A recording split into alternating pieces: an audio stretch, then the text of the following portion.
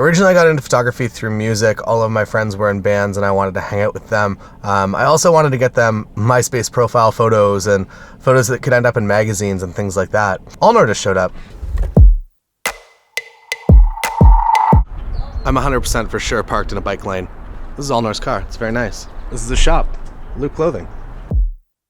What have you learned, over... One of the biggest things I think for me is I've always tried to think outside the box. I know it sounds cliche, but it's one of these things where, I remember when I started, I'd come up with the craziest, wackiest ideas to get, people aware of who we were as a brand. Yeah. Even to the point of, working with, marginal people and getting them to carry signs for us in exchange for us paying them and giving them food and giving them clothing. I mean, we did some wacky early on. Yeah. You know what I mean? And that to even just, going guerrilla styles of using sidewalk chalk. Yeah. You know what I mean? I remember that. And that's how I found out about you guys, was the sidewalk. The sidewalk chalk, yeah. And so it was one of those things where and we got this was early on when we got a lot of for that. Yeah. But I kept doing it. When I was first getting started, I really did not know what type of photography I wanted to do. I just knew that I wanted to do photography kind of as a blanket statement. So I began uploading images to micro stock websites to make a couple of dollars here and there to buy enough gear. At this time, I had a 50mm 1.8 and a kit lens, and that was it. So I would go out and I would shoot as much as I possibly could that was generic enough to be used by somebody looking for stock agencies. And it turns out that my best-selling images are actually the most boring images I've probably ever taken, which is photographs of cinder block walls and things that graphic designers are using for textures. And this was making me about $150 to $200 a month, which was more than enough to buy some smaller lenses and to start getting a little bit more ready to book actual real jobs. And some of the stock websites, if your photograph is used in a project, they'll let you know what that project is. And I had noticed that somebody working on behalf of Fox Media had used one of my images in a spread. I loaded it up and it was the American Idol Season 2 poster. They had this up in New York City and they had it up in LA on billboards. And this was a crappy 3.2 megapixel photo that I took from a Canon S3 or S2 of a concert in Canada. It was being used as the American Idol main image for an entire year. It was super cool as a 20-year-old photographer to have literally his photos up in New York City and LA on billboards and on TV every week.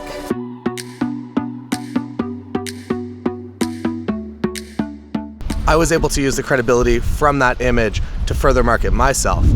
Most of photography and standing out in an oversaturated industry is really generating as much proof as you possibly can. And by having such an incredible use of my image, I was now in a place that people would trust me just a little bit more and they'd have a cool story to tell their friends. At this point in time, I was in college for computer programming and I got a co-op job for one summer and I decided that I really wanted to force my way into the photography of that company. So while I was doing my computer programming tasks, I was also talking to the marketing division and finding out when they needed in-house photography done because we did not have an in-house photographer. So I wanted that role to be mine. One day at about 4 p.m., the marketing director came up to my desk and asked if I was willing to go to Atlanta to photograph the Weather Channel tomorrow.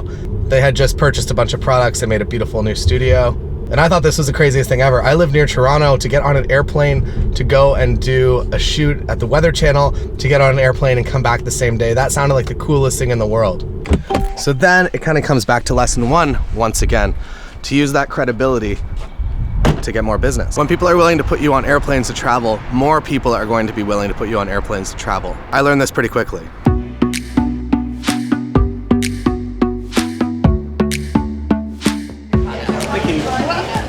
And that credibility was now spilling over into my music and concert photography, where now I was this photographer that had been to Atlanta to photograph for the Weather Channel. So a band approached me to come to New York City with them to record their record and take some photographs along the way. Completely unpaid job, but by doing this travel job, I knew that it was going to open up a lot more opportunities. And bands started actually offering me money to come out and photograph their sets because I was this photographer that went to New York City to record with a band and take photos of them. Meanwhile, I paid my own way to go because I just really wanted to do it. I'd never been to New York City before. At this point, I was doing all kinds of different jobs, and I knew that in order to be truly successful in the industry eventually, that I would have to specialize in some type of photography. I was fortunate enough to be the age where a lot of people were about to get married, and a lot of my friends in the music industry started getting married. Once I started photographing my friends' weddings, that's when things got really fun, that I was now photographing essentially concerts, but pretty concerts in good light that are actually set up to be really nice experiences for all the guests.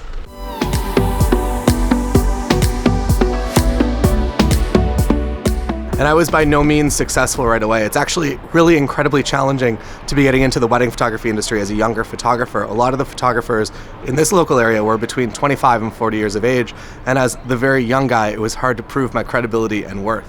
But I figured wedding photography was probably the most realistic career path for a photographer that just really enjoyed photography in all different types. Because when you're at a wedding, you're photographing landscapes and people and portraits and product and all kinds of different things, fast movement, no movement, off-camera lighting.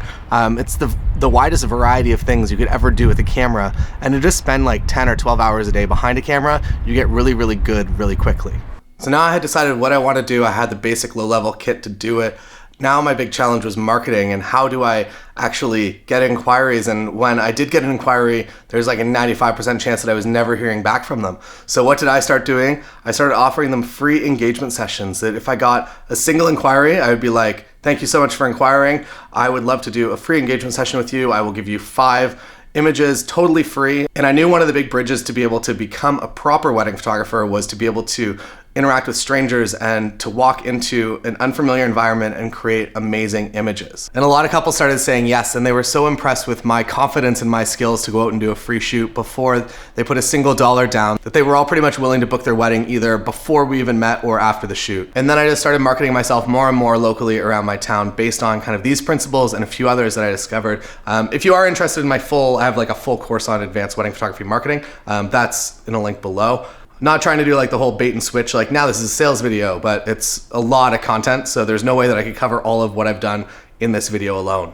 I guess the one main thing to take away, if you're only going to take one thing away from this video, is to create and generate more proof and social proof that you're good, that you're out there, that people are using your stuff. And you don't just have to sit and wait for these to come in. You can reach out to bloggers, or you can reach out to different people in your industry. You can reach out to CEOs of companies and offer them portrait sessions, or do a project with them, or do a documentary. You just have to get out there and get known and start creating work that people see in your local area. That is the most important part about becoming successful in wedding photography, and also demonstrating that credibility as well, that if you can travel and you can do travel work and you can photograph a restaurant in Italy and then come back, obviously a restaurant here is going to hire you to photograph their menu if you've already gone across the world to do a similar shoot. Thank you so much for watching. I'm Taylor Jackson, and I'm going to go do Mother's Day things now because it is in fact Mother's Day.